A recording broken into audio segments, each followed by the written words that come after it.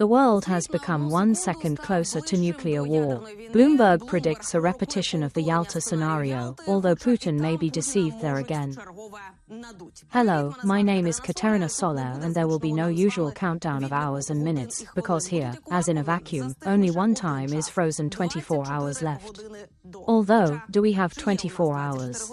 Because if you look at the Doomsday Clock, we have 89 seconds left before a nuclear explosion. Let me remind you what the Doomsday Clock is, what time it shows, and how much we have left. The Doomsday Clock project began to run the Bulletin of the Atomic Scientists magazine in 1947. In general, the clock shows the symbolic time separating humanity from the day of a global, importantly, man-made catastrophe. And it counts this time until midnight.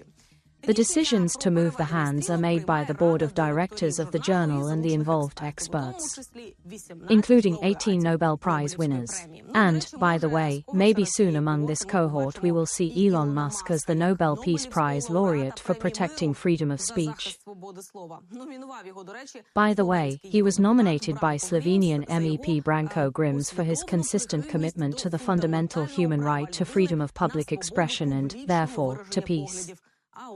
But let's go back to time, because although we are talking about the theoretical end of the world, the clock itself exists physically and is located in Chicago. At the time of its appearance, that is, in 1947, the clock showed 23:53. The geopolitical situation at that time was characterized by significant tensions. The Cold War had just begun, and relations between the United States and the USSR were becoming increasingly complicated. Which once again proves that as long as Russia exists as the successor of the USSR, and not a new territory, there will be tension. So the Doomsday Clock was moved forward and back, and again forward, more than 20 times. In particular, in 1949, the Soviet Union tested the first nuclear bomb. The clock hands approached midnight and showed 23:57. In 1953, the threatening mark, 2 minutes to a global catastrophe, appeared on the dial for the first time. The reason for this was the testing of thermonuclear bombs by the United States and the USSR. In 1960, due to humanity's awareness of the dangers of nuclear war, the clock returned to 23:53. And already in 1963, after the Cuban Missile Crisis, the United States and the USSR signed a treaty banning nuclear weapons tests. And the hands began to show as much as 12 minutes before midnight. More than 100 states later joined the treaty. However, the improvement, as you understand, of the global situation was not very long-lasting. 11 years later, India tested its first nuclear bomb with the ironic name, Smiling Buddha. The hands of the Doomsday Clock moved forward to 23:51. In 1984, after the invasion of Afghanistan by Soviet troops, the confrontation between the USSR and the United States once again intensified. And the clock turned back to 23:57, 3 minutes before the nuclear explosion. In 1991, the Cold War ended. Given the collapse of the USSR, America signed an agreement to reduce its strategic arsenal. The hands of the clock, on this very doomsday, for the first and last time in the history of its existence, stopped at 17 minutes before midnight. The world has never been so far from nuclear war. And it will probably never be again. In 1998, India and Pakistan test nuclear weapons, and again 9 minutes before midnight. And after the tragic events of September 11, 2001, when the twin towers of the clock hand were destroyed as a result of a terrorist attack, they found themselves in the usual place, that is, 23:53. The nuclear showdown between North Korea and Iran in 2007 brought humanity closer to catastrophe by another 2 minutes. According to experts, then humanity was 5 minutes away from death. And, by the way, the clock is changed not only when there is a threat of war or the use of nuclear weapons, but with another big problem, the climate. In 2020, there were only 100 seconds left before the conditional end of the world, and last year they were reduced to 90 seconds. And now the year 2025, on January 28, 2025, the hands of the clock again move forward by 1 second, which reflects the state of unprecedented danger that the world is facing.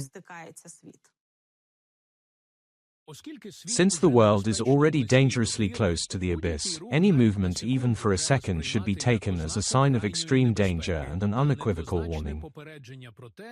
That every second of delay in changing course increases the likelihood of a global catastrophe. What happened this time?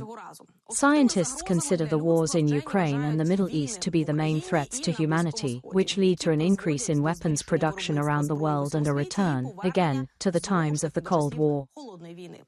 So Bloomberg writes that the world seems to be doomed to a new Yalta, only now it will not be Stalin, Roosevelt and Churchill who will take part in it, but Trump, Putin and Xi.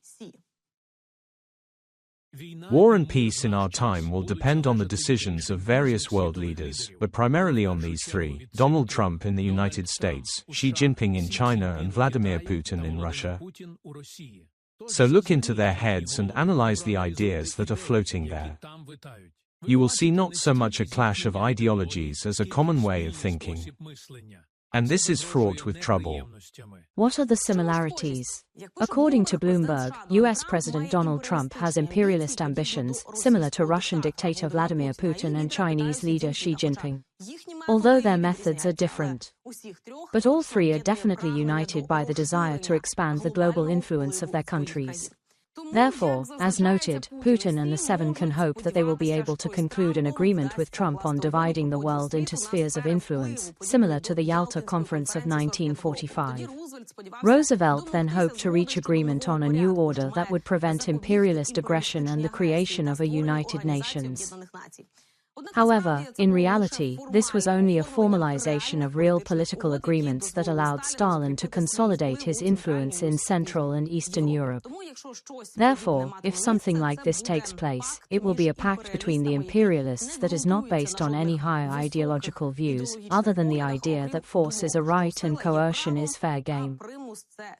At least, that's what Bloomberg writes. At the same time, if negotiations between Trump, Putin and Xi fail, this may lead to a conflict between them, which, in turn, will doom small countries that will find themselves between powerful states. Each of them, Putin and Xi Jinping, in their own way, hopes that he will be able to outplay Trump. The agency's observer also recalls that even during the Cold War, the United States and the Soviet Union adhered to different ideologies: freedom and capitalism on the one hand, Marxism, Leninism on the other. However, despite this, the world still remained stable. Today, modern leaders are more guided by the principles of strength and personal instincts, in particular, the thirst for power and world domination, which makes the current situation much more dangerous. But my favorite three-letter word is but. Is it really so? I'm not talking about Trump's imperialist statements or the possibility of a repeat of Yalta. I mean, should Putin really sit together with Trump and Xi? Because globally, the winners gathered at the conference in Yalta. And what does Putin have to do with it? The conference in Yalta is a conference of winners. We can make any discounts there. But this is a conference of winners who won the war together. The United States, Great Britain, as key players, and the Soviet Union then. Unfortunately, not everyone understood then that the Soviet Union was a partner, first of all, of Nazi Germany at the beginning of the war. And, in principle, this Second World War was possible only thanks to the Soviet Union, but this is different, anyway, but these are the winners in that war. Today it is nonsense, because these are opponents. To put it mildly, these are countries, China, the United States and even more so Russia, these are countries that look at what is happening in a completely different way. They are not joint winners of something. On the contrary, if the United States wants us to return to the concept of international law as such, China is ready to think that there should be rules. Once again, of course, this is competition between China and the United States, but it is a competition for rules, not for anti-rules. But the Russian Federation just wants there to be no rules and to be able to start some kind of war at any time, anywhere, then kill a large number of people and then not be responsible for it. This definitely does not suit either the United States or China. Therefore, firstly, it is impossible to synchronize positions between them. Secondly, they are not competitive, because both the United States and China are much larger, much more global than the Russian Federation. And thirdly, they look at the development of the future as such in a completely different way. It turns out that as a result of this meeting, Putin can be deceived again. For us, in principle, it was clear that deception was quite possible. This is how Russia has been deceived for decades. They said one thing, did something completely different. And, by the way, Putin can already be safely given the order of his deception, because not even a month has passed since the previous similar statement. And I wonder if he will break his record last year. In 2024, the dictator complained that he had been cheated 10 times. That is, almost every month. But back to the global players. They are, undoubtedly, the United States and China. But as for Putin, he is a little surer. Petty thief, maximum, who is just trying to push the grounds for dividing the world. Those that Narishkin was talking about. Invite historians from Poland, Hungary, and Slovakia to reassess the division of the world. And, by the way, you can also call a candidate for the presidency of Romania, he will not calm down either. The world is changing, borders are changing. Moreover, if borders change, where are we? So, we have northern Bukovina, this is interest, we have Bujak, we have northern Maramurosh, right? From the former, what was it called? Transcarpathia, which remains for the Hungarians, Lviv, which will remain for the Poles, and Little Russia, which, of course. Are you betting on division? 100%. Sure. It will be like this, not otherwise. There is no other way. The road to something like this is inevitable. I think, judging by the history of Ukraine, they can. Ukraine is a fictional state. Soviet Socialist Republic of Ukraine. This is what we will talk about. This is a fictional state. There are no points. But there is one nuance here. Because before dividing Ukraine, Romania should have given part of its territories to Hungary. Hungary has the worst relations with Romania. Because just 1 million Hungarians live there. In Ukraine, let me remind you, about 100,000. And there's an interesting story there. That Romania had seized the largest part of the Kingdom of Hungary from Hungary. According to the results of the Treaty of Trianon in 1920. There is a funny story in general, when Romania did not actually fight in the First World War. For a long time it was neutral there. Then, about a few days before the end of the First World War, it declared war on Austro-Hungary. Let me remind you that it was just part of the Austro-Hungarian Empire, and it even captured Budapest. That is, in a few days, it actually entered the war and became the victorious state. It actually increased its territory by a third precisely at the expense of Transylvania. There are very difficult relations with Romania in Hungary. Because there are 1 million Seychilis, they have such a subnationality there. And there are constant demands of Hungary to make autonomy. Romania is categorically against it. And therefore, when such conversations begin, especially with Romania, it always looks ridiculous in reality. By the way, the Romanian Foreign Ministry, after George Skew's statements, confirmed its unwavering support for Ukraine's sovereignty.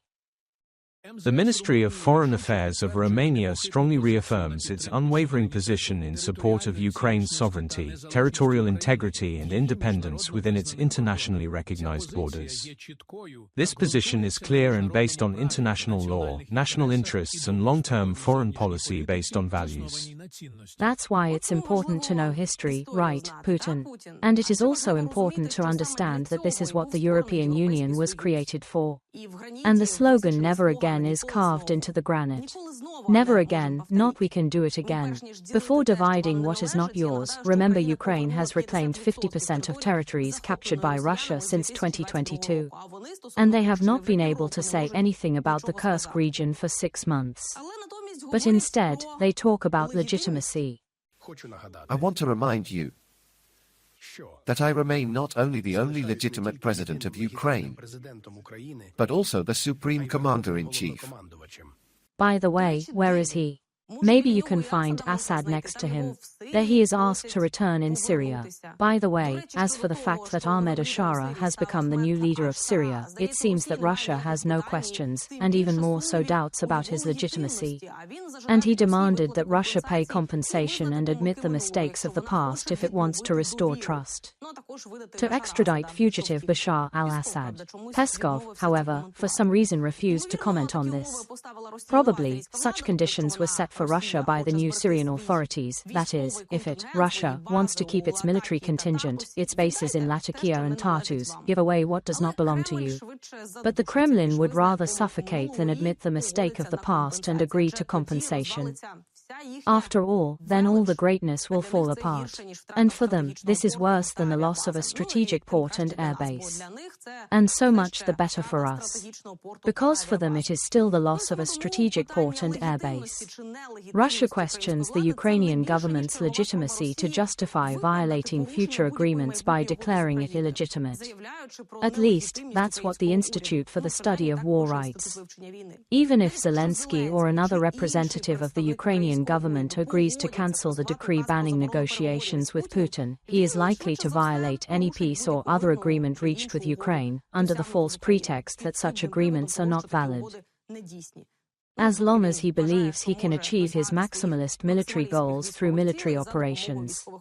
The only pity is that not everyone in Europe understands this. Europe understands that Putin will not stop. During the World Economic Forum in Davos, Switzerland, Sartner expressed confidence that Trump has enough strength and support from allies to influence Putin and force him to negotiate. Putin understands only the language of force. We must make Ukraine's position stronger and Putin's position weaker. And for this you need to act right now. He also added that Ukraine's accession to NATO is inevitable. We have a very clear position, and I share President Zelensky's view, that the only working long-term security guarantee for Ukraine, as well as for Europe, is NATO membership. So the question now is how we can get to that point, and what are the working security guarantees for Ukraine before that happens. But now we are not yet at this stage. 24 hours left before peace, 89 seconds left before nuclear war, and here it would be ironic that it will come sooner. But I will put 3 dots and tell you, see you later. Already in the next 24 hours, the countdown of which has already begun.